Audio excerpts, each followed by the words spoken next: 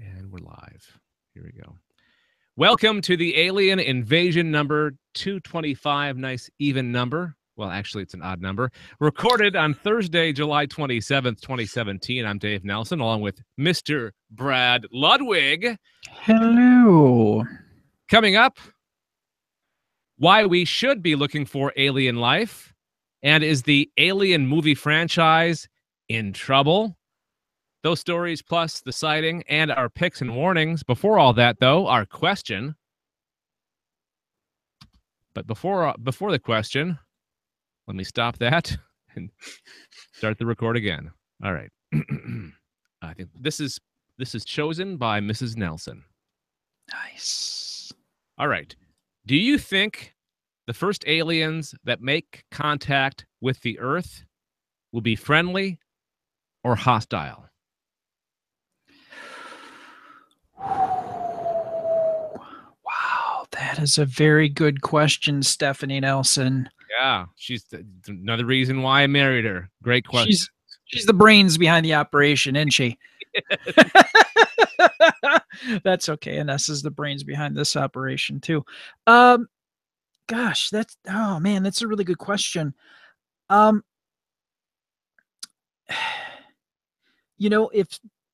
If somebody is going to be dedicating resources to, let's say, long distance exploration,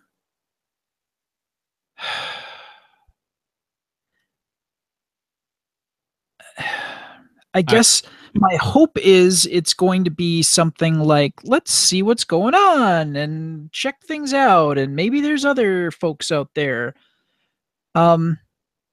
But the cynic in me is thinking that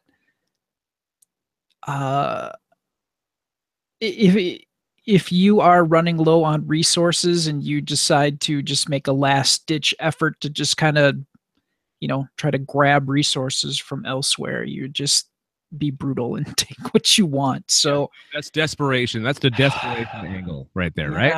Yeah. Yeah, in my head it's 50-50, really. But I would hope that it's peaceful. I really would. What if they come in peaceful, like, hi, we're so-and-so from so-and-so, and we're just tooling around the galaxy, and we saw your little planet here, and we thought we'd swing by and say hi, and then, while we're here, we'd like this, and this. Oh, you don't like that we're taking this, and this. Well, while we're here, we're taking all your stuff. Thanks, bye. So yeah, like a V scenario is what you're. Yeah, sort of. And that would be the smart way to go about it if you were an alien species, right? You come in like the friendly people, and then turn around. You have ulterior. What's that word? Ulterior motives. Ulterior motives. Thank you. You're welcome. So yeah, I think we're similar minds on this. I kind of agree with what your answer was. And I think my biggest fear is aliens would come peacefully and there would be a horrible misunderstanding and then it would get ugly. So yeah, that's my other worry too. Let's hope the extraterrestrials don't arrive in the next 4 to 8 years. Yeah, tensions are running high on planet Earth. Okay, what's 26 to 2020, 24? So after 2024, I think we'll be fine. Hopefully. At the most, 2024. Hopefully 2020, right? As my grandpappy said, if the good Lord's willing and the creeks don't rise, it'll happen. All right. On that note, I think that does it for the question. So, bam. Bam, bam, bam, bam, bam. All right. Let's get into the news. Emerald Lagazi's all up in this, isn't he? What are you talking about? Emerald Lagazi's saying bam to everything. That's right. I forgot. It's one of those things that has been in the culture for long enough that you forget where it came from originally. You just start using it in your vocabulary. You don't think about it anymore. No, exactly. Okay. All right, Brad, you are up first in the news department. I am. So I found this interesting story on the dailymail.co.uk. And it was the title that really kind of drew me in. Why we should look for alien life.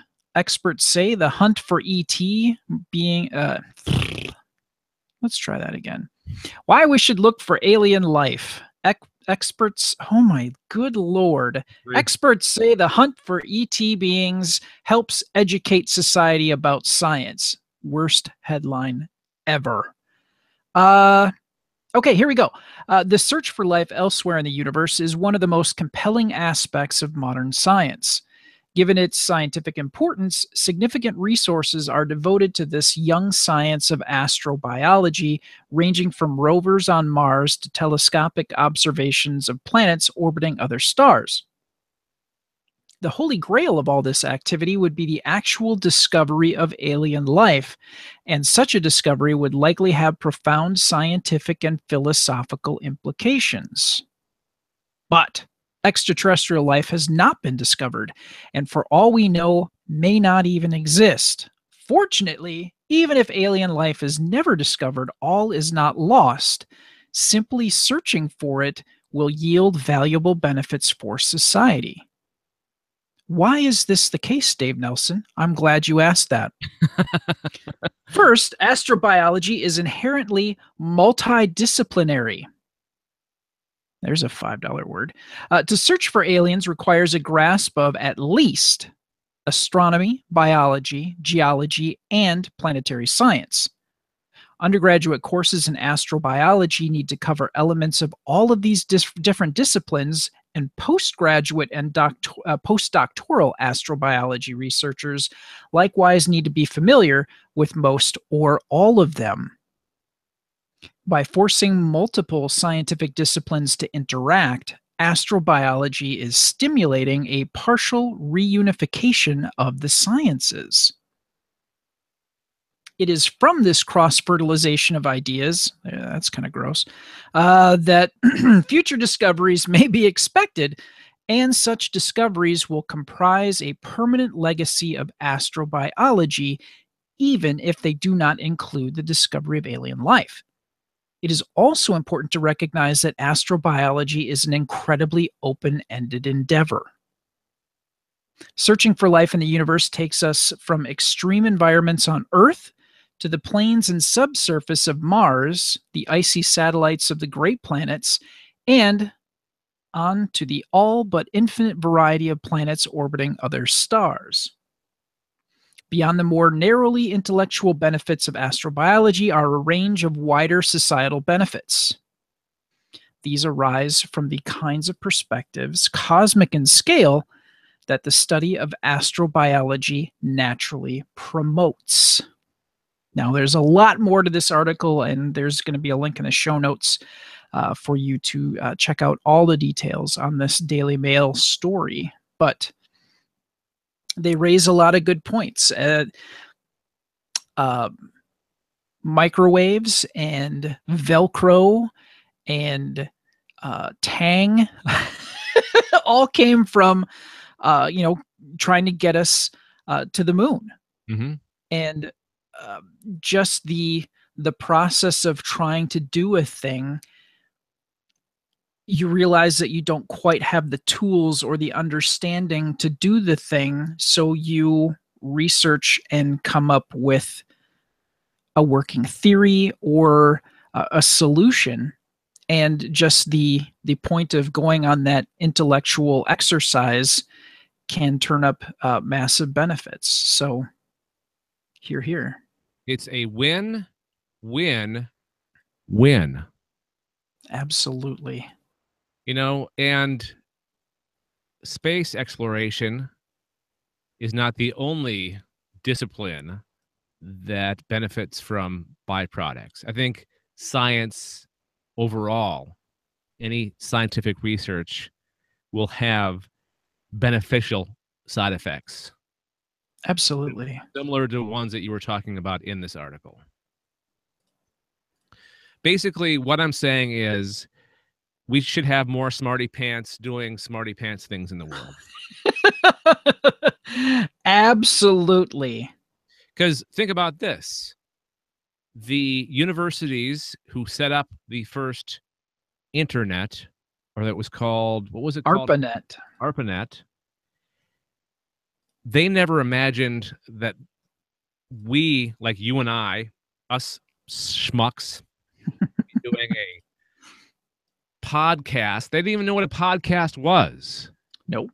Using the backbone of their network to do all these wonderful and crazy things, albeit there are some pretty nasty things that the internet is being used for, but I think all the good things outweigh that.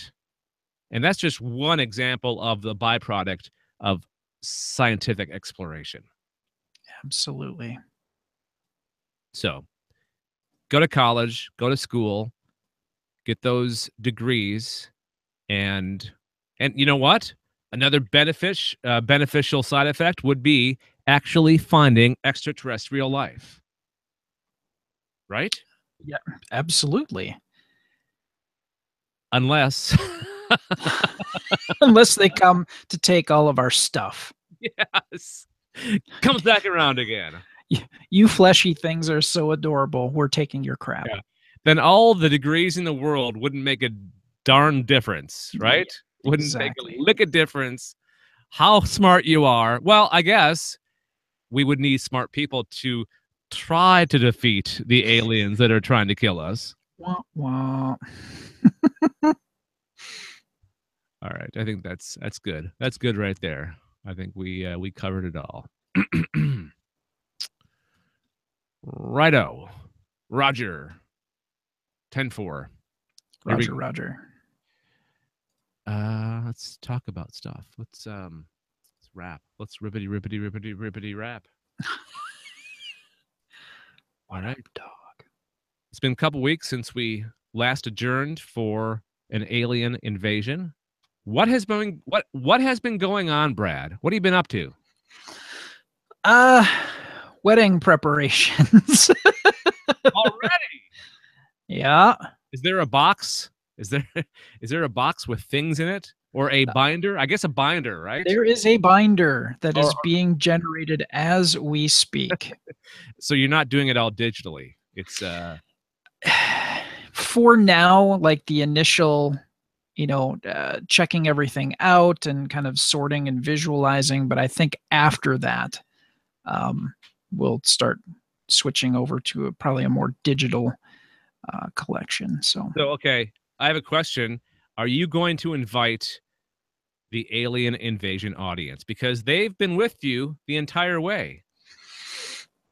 That's very true. Oh, and live stream the wedding.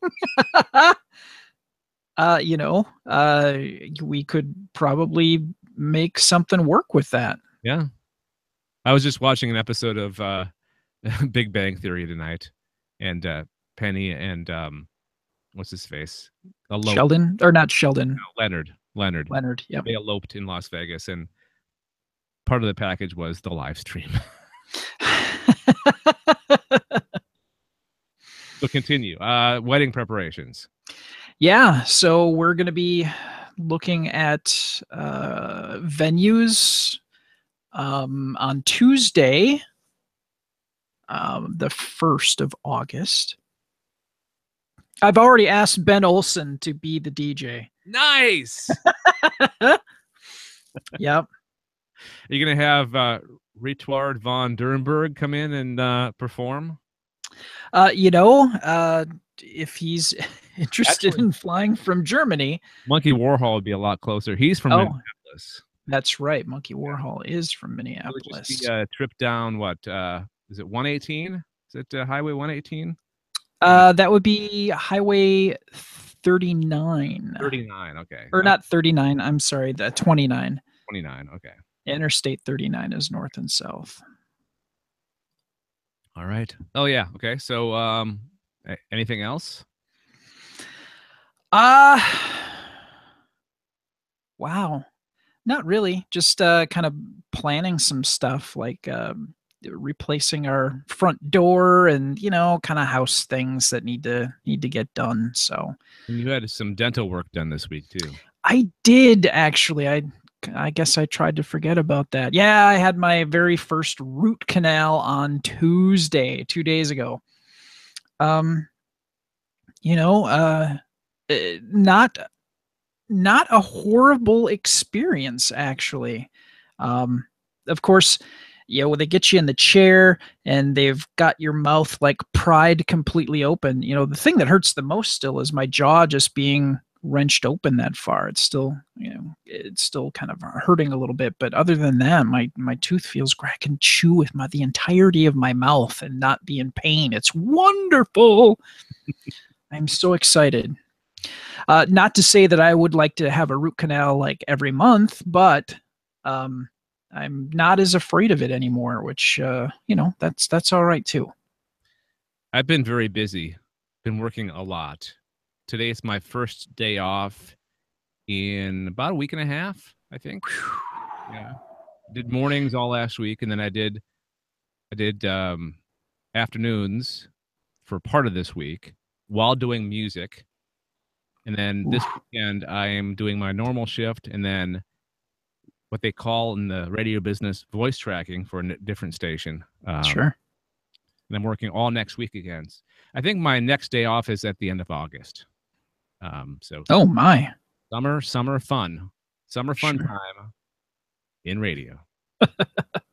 I speak your strange language, radio person. All right. I'm glad somebody does. All right, here we go. That's enough of the rippity rippity rap. Rippity. Oh, we're gonna have to come to the States for I'm not assuming anything. I'm not Oh, taking. you and Stephanie are invited. All right, cool. That'll be our trip for next year. Yeah, immediately as we were writing down names, you and Stephanie were on the list. Thanks. I wasn't going to try to make you, work as a DJ for the wedding. I can do some announcing if you want. I did make Ben very happy though. I said, "Hey Ben, interested in having you DJ, um, and because you're coming from Sheboygan, we'll pay for your hotel room so you and the missus can just have a weekend after that and just Nice. take your time heading back." He's like, "Oh my God, you're like my favorite people now. Nobody's ever offered me that before." I'm Well, like, that seems awful. Why wouldn't you do that for somebody who's gonna travel and that's entertain everybody that's coming to your wedding? That's not an easy thing to do. and you know him too, so that's Yeah. the difference. Yeah. Well, yeah. There is that. And Ben's just a really, really nice guy, and I would, want to take care of him. So BenOlson.com. yeah. And I've never met his wife. I've seen pictures, but I've never actually met his wife. Very nice woman. All right, let's get on with the second story. So Fox doesn't know what to do with the Alien franchise anymore. I was saying just the other day that they should have let Neil Blomkamp like do what he wanted to do, and Yes. we wouldn't be here. I think maybe they might go in that direction now. Okay, so it appears the future of the Alien franchise is once again uncertain. Anticipation was high for director Ridley Scott's return with 2012's Prometheus, and that kind of bombed. And then he came back with Alien Covenant this year. Prometheus actually did really well at the box office, $400 million worldwide. And this latest Alien film, not so much. It's actually only made $232 million. So yeah, big drop for the franchise. So now I guess there's word that Fox is kind of not sure what to do next, right? So like you said, Neil Blomkamp had that proposal to Fox before Ridley realized that his franchise might be taken away, or he might, lose his grasp over the franchise with Neil coming in. So I think he kind of strong-armed Fox a little bit, convinced them that he could, keep the train going down the track for what he started with the prequels, which was Prometheus.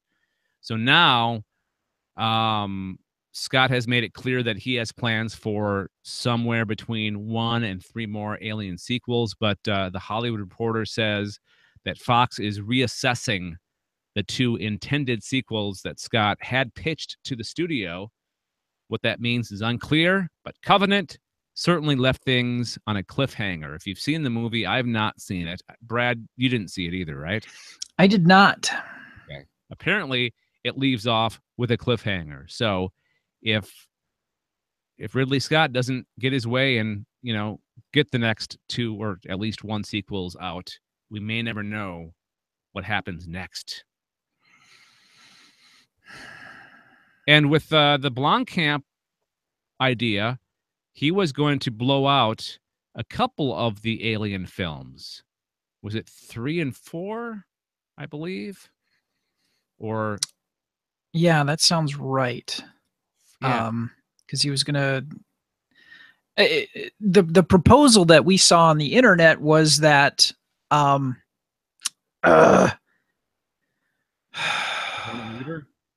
keep wanting to say Reese, but it's not Reese because that's Terminator. Yeah, that actor. Yeah, but the same actor was actually alive. He was his facially scarred pretty good, and Ripley was alive as well. So that would, kind of do away with 3 and 4. So, well, it would at least do away with 4, or was it 3 in which she jumped into a thing and basically burned up because she was a clone and she was impregnated. It was at the very end of 3 because she was pregnant with that alien. Yeah. So, it's I think it's a good thing that they would be starting over. That said, I just don't think that Ridley Scott is the person for it anymore. Right. I think Neil Blomkamp should be able to pick up the baton and run with it, because I think Ridley Scott is done with this now. And Neil was like like an Uber fan growing up. Like, it was his favorite franchise growing up, and he wrote the script and had all this concept art. Like, he seemed really, really excited to make this film, and I felt so bad for him when I heard the news that they kind of put the kibosh on his idea in favor of Ridley Scott's. So I'm just hoping that maybe they'll kind of see it his way. And realistically, you could do both, because, and I said this on a previous episode a long time ago, you could do the prequels and you could do the sequels, because the prequels come before the sequels. The two, it could be in the same. We're doing shared universes all the time now. Why not do an Alien shared universe? Right? You're not wrong. Okay. So best guess. What do you think's going to happen next?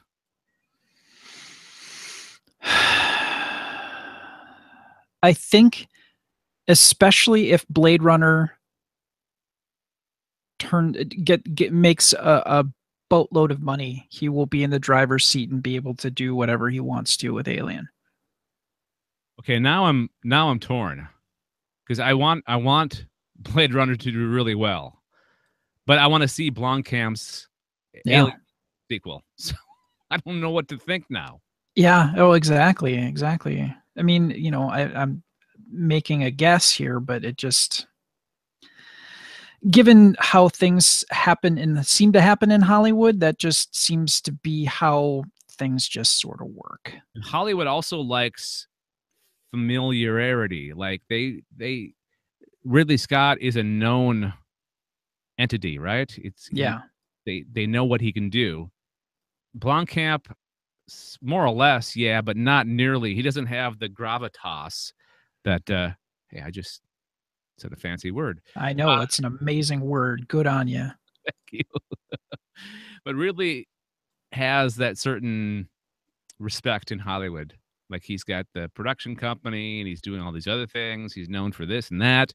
So I think in the long run they'll go with his, but I'm hoping, I've got my fingers crossed that they'll also give Neil a chance. Come on, what are you going to lose? What are you going to lose? Yeah. All right. I think that's good enough for that. All right. Where are we at here? Are we doing partner read here, or no, we're doing sightings first. Okay.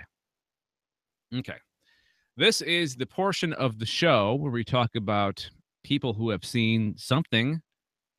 Could be aliens, or it could be just a light in the sky. Or swamp gas. Or swamp gas. You don't know. And Brad, did you is this a MUFON report? It is a MUFON report. Yay. Exactly. Now, this is an interesting one. I don't think that I've seen any reports from India. So I snagged this one and thought I would share it with the class, as it were. This particular sighting happened in November of 2011 in Pondicherry Union Territory in India. Let's get right down to the details. As early as 3 a.m. on a certain morning in the month of November or December 2011, which I don't recall exactly how, I was awakened by the low murmuring sound of an airplane. As the sound continued for nearly 5 minutes, I was made curious, and I stepped onto the balcony that faces west of my house to see what it is. On to the left in the dark, in the dark sky, there was a crystalline object that was about slightly less than a foot long. It was in the shape of a concave lens. I stood there watching it, trying to confirm if the sound came from that object. It looked like a concave lens lit with a cluster of LED bulbs. It had very thin, fine lines that seemed to create nearly 5 segments on it. For witness' sake, I woke my husband to see it. He too had witnessed what I did and agreed that the sound came from that. I had been out there for nearly 20 minutes altogether, and my husband felt a little anxious about leaving me alone to be out there. So we got back into our house. But the next day, when I reported this to my friends, they teased me and dismissed the whole story as a mere joke. But I am quite sure about what I saw that night, except that I had nobody to believe this. Since then, I've been trying to get in touch with Kandakala. Oh boy, I am so sorry if anybody from India or speaks Hindi. I'm going to butcher this, and I've looked at our demographics, and I don't think we have too many people that download the show from India. I could be wrong, though. Here we go. Kandakala Veno Bapu. It's close. I apologize. Observatory here in India, and also another similar place too. No, Brad. Yes? It's the KVB Observatory. It's okay. We'll do that. The KVB Observatory. Thank you. I sent them mails reporting this, but there has been no response. Though nobody else seems to have cited this here in Pondicherry, nor was there any report in the newspapers about this. However, that I saw something as strange as that is true, and the experience tells me that there is something more to it. Can a sighting be explained as a conventional man-made or natural object? Definitely none of these. It looked different from any of the above. Now, this particular person, I removed the name, but she is an assistant professor at the Department of English in Pondicherry at Pondicherry University. And her particular views are that she's heard of UFOs when she was 10 but now she's even more curious after this particular sighting. And in other comments on this forum is such a frank appeal that I had to include this. Please explain to me about what I saw. That she doesn't care about anything else. She just wants to know what the heck it was.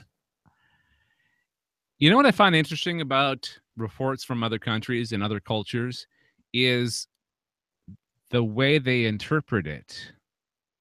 Like, I think people that have grown up in other parts of the world have different experiences will perceive objects in the sky differently and have different points of references. Sure. Yeah. I can see that. Like the whole concave lens and cluster of LED bulbs. It seems like something that an American wouldn't relate it to. I could be wrong about that. No, I have often said, and this is going to sound kind of maybe weird or vaguely pretentious, but everything that we do, everything that we experience and come to understand comes through the lens of perspective of past experiences, so depending on where you are in the world, what access you have to technology or certain objects or concepts, there's going to be different ways of explaining even the simplest of objects. You know what I'm saying? Yep. People with different worldviews or different levels of knowledge will look at the same object but describe it differently just based on their past experiences. Like a Canadian may see something in the sky and describe it as a giant bowl of poutine. That's just look like a donut from the Timmy Hortons. Perfect. No, it's Timbits. It's a bowl of Timbits in the sky. There it is. All right, interesting. No, I like this. We should seek out more reports from different parts in the world. I think that would be interesting. Interesting case study on our part. Absolutely. All right, you got anything more on this? I do not. That's really all I got here. And that's a wrap. Rippity wrap. Yo. Did you see the video for the video they did for Star Wars The Last Jedi? It was kind of like a behind the scenes. It showed some of the filming, and the very last thing they showed was General Akbar. Yeah. Going, it's a wrap. It's a wrap. Yes, you can't handle closure of that magnitude. It was great. It was really You'll have to watch that sometime. And I mean, they showed some really cool footage too. Sounds like the director, what's his name? Forget. But it sounds like he's approaching Star Wars in a different way than J.J. Abrams or anybody else. So I'm nice. I'm pretty excited about that. Excellent. All right, let's get some partners here. If you enjoy the alien invasion and would like to do more than just subscribe, download, and listen, please consider it. That sounds like I'm begging, but I'm not. It does sound like you're begging a little bit. I'm not. Please consider becoming a partner with us. It's very simple. Just go to GNcasts. That's GNCASTS.com/support and click on the Patreon link. We have different levels, most with a reward, like getting your name mentioned on our show, getting bonus podcasts, or even having a whole message read by one of us on an episode. There's also the very bare bottom level. You get no rewards, but at least you get the satisfaction of giving $1 a month. That's pretty cool. So again, go to gncasts.com/support. And we call you partners because that's what you are. We're in this together. We don't consider ourselves broadcasters. We don't consider ourselves, a step above our listeners or our viewers. Am I saying that right? We're a community, right? Absolutely, we are. Yeah, you're our partners in this. So please, if you feel like you want to do something more, go to that link, gncasts.com/support, and become a partner with the Alien Invasion. And I thank you for that. And Brad thanks you for that. Heck yeah, I do. All right. We are flying through this. Flying. I get to see the end of Big Brother tonight. What? The Eviction Night. I never thought that I would be into that show, but I am. I'm not judging. Okay. Please don't. All right. I just heard a vibration. Oh, okay. It's email. All right. Never mind. Let's do our picks and warnings, shall we? You ready? Absolutely, we should. Okay. These are things that we have watched, listened to, read, played, made, something other things with ED at the end. I can't think of right now. Anyways, Oh boy. all relating to extraterrestrials and aliens of some kind. And my pick this week is an episode of Ancient Aliens. You know the one. I'm not saying it's aliens, but it's aliens. Oh, it's aliens. Yeah. With the guy with the crazy hair. Oh, yes. I forget his name. It's hard to pronounce. It's Greek of some kind, I think. Anyways, I was watching another show this week, a new one that I really enjoyed. It's called Evil Encounters. And Ooh. basically things like, well, on the latest episode, it was just like paranormal, like creatures. It's basically creatures in the woods, people's encounters with creatures in the woods. And the first episode was encounters with Bigfoot. And one of the things they brought up in this episode is Bigfoot an alien? Are the Bigfoot, are the Sasquatches aliens? And I wanted to find out the answer to that. So I found an episode of Ancient Aliens online and watched it today. It's called Aliens and Bigfoot. It's from season 4. I believe that's 2010 or 2012. I forget. So the episode examines the legends of Bigfoot, a creature described as half man, half ape, that allegedly stalks remote woodlands around the world, and suggests the creature may have connections to an alien species that may have visited Earth. And what their angle was, it was the Anunnaki. Oh, okay. I believe we talked about them, if not on the first episode of the Alien Invasion, one of the very first episodes. And apparently they used genetic manipulation to make this race of humanoids. I think it was kind of like a cross between them and humans. And it turns out that the end result was the Bigfoots, the Sasquatches. The big feet. The big feet. Yeah. The creatures with the feet that are big. Huge. Bigly. Huge. So there's stories, legends from around the world of different types of Bigfoot. Like there's one in Florida called the Pigman or something, not Pigman, something, I forget. Of course, there's an Asian version. There's an Australian version. There's all kinds of different versions of the Sasquatch from around the world. And what their argument is, again, it's a version of a creature that was made by this race of aliens early in Earth's history and in the development of the human civilization. Early on, the Anunnaki was kind of they lived side by side with humans. They acted like gods, actually, to Sure. and they had these creatures that kind of did their bidding. And they gave examples on this episode of possible characters from history that might have been Bigfoot, like Goliath in the Bible was possibly a Bigfoot.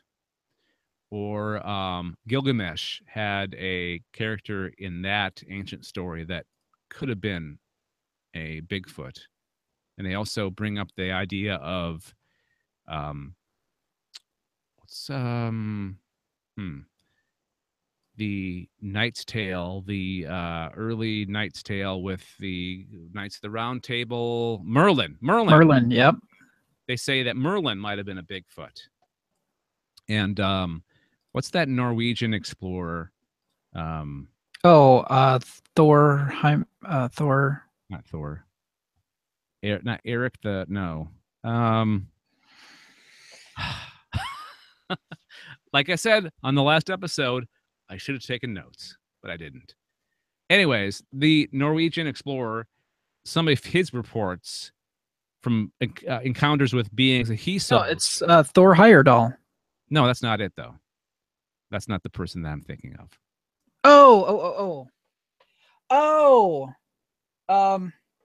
Chariots of the Gods guy?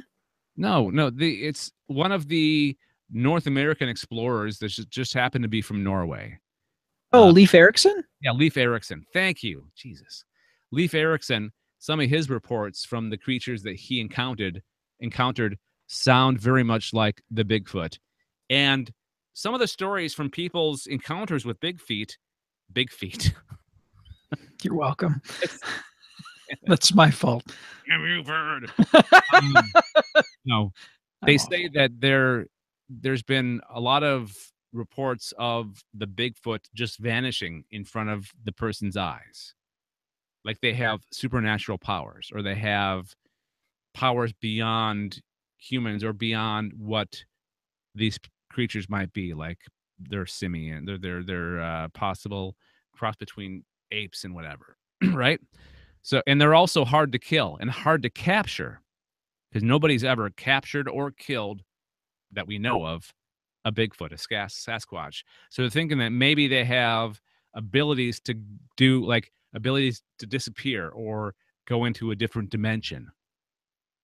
That's why we never encounter them, because they live in this like alternate reality kind of thing, but alongside us at the same time. Interesting. Anyways, I'll put the link in the show notes. You can check it out for yourself. Ancient Aliens, and Bigfoot. I'm going to give it 3.5 out of 5 flying saucers. Wow. And it looks like your pick is something that I watched a long time ago, and there's a Neil Blomkamp connection. There is. Yeah. I finally got around to watching Europa Report. It is a movie with Sharlto Copley. Yep. And very interesting film. And one of the things that I really enjoyed about it is, well, it's a, for those of you who aren't familiar or haven't seen it, basically it is the tale of what is it, one, two, three, four, like 5 or 6 astronauts who leave Earth and they are heading to Europa with the purpose of gathering data to see if life exists or if some of the building blocks for life exist. They want data.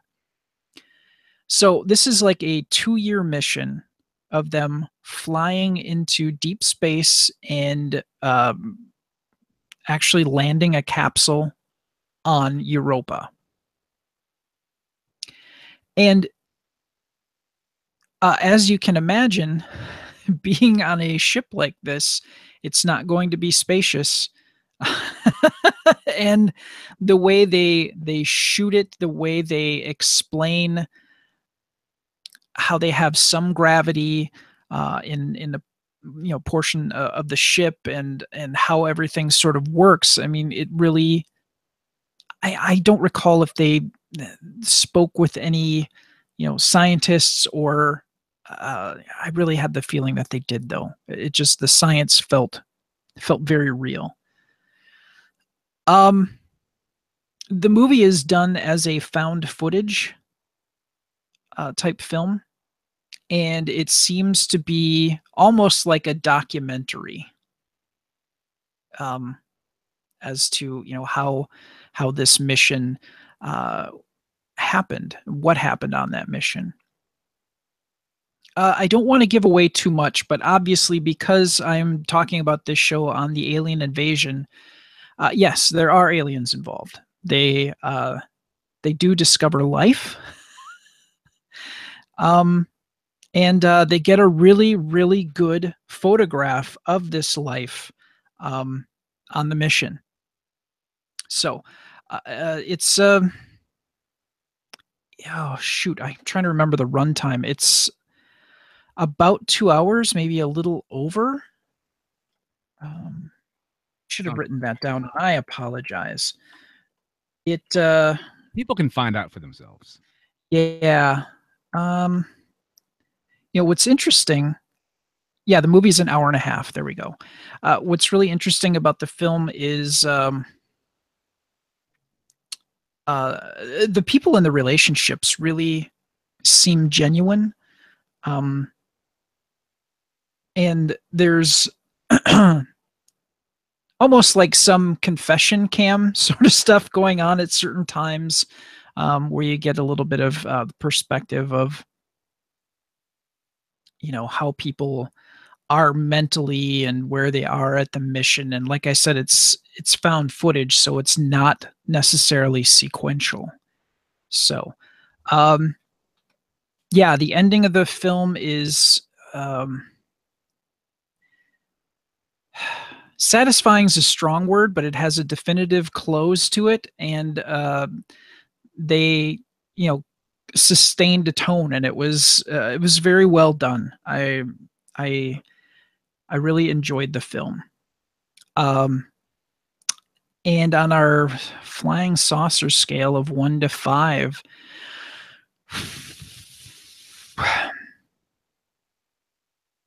I'm going to give it a 4.5. All right. Very healthy. Yeah. Yeah. That's a great score. Okay.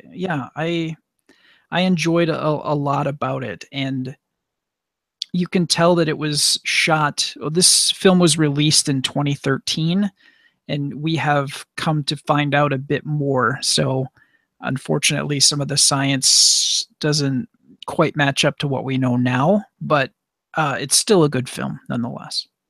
And to explain the Neil Blomkamp connection, Charlton Copley is an actor in this film, and he's in almost every single Neil Blomkamp film. He was in District 9. He was in Chappie. Yep. I'm sure they are very good friends, and they help each other out. So they're both South Africans. yep. And so if there is an alien film directed, produced by Neil Blomkamp, I'm sure Charlton Copley will be in it in some way. Some form. Almost a given. Yep. All right. Thank you, Brad. To review, our picks this week was Ancient Aliens, Aliens and Bigfoot, and the Europa Report. We'll put the links to both in the show notes. Rock on. Rock on. All right, let's do the close, and we're out of here. We're outie. All right. Do do do do do do do. So that's going to do it for this edition of the Alien Invasion, a Galactic Network podcast. If you'd like to read more about the stories that we covered on this episode, click the links in the show notes. We'd like to thank Monkey Warhol, a.k.a. Brad's future music at his wedding provider, maybe, along with Ben. They can do a dual thing or something. There we go. He provides our intro music, song called Alien Syndrome. You can find it at monkeywarhol.bandcamp.com. Also to Retward von Dernberg, a composer from Germany, for our closing song called Be Water. Learn more about him and his music at The Caravel, TheCaravel, TheCaravel.net. And finally, thanks to Ben Olson for Oh, sorry. Sorry. For recording our disclaimer audio at the start of the episode, benolson.com. Thanks for joining us, everybody. Until next time, final thoughts, Brad. Gonna be seeing Valerian tomorrow evening. I sense a pick. I think so. All right. Can't wait for that. Can't wait for next time. Until then, we'll talk to you later. Bye. All right. Rock on. That's a good 49 minutes. That'll work. What's the radio thing that you always say? It's Major market. Major market. Major market. Major market.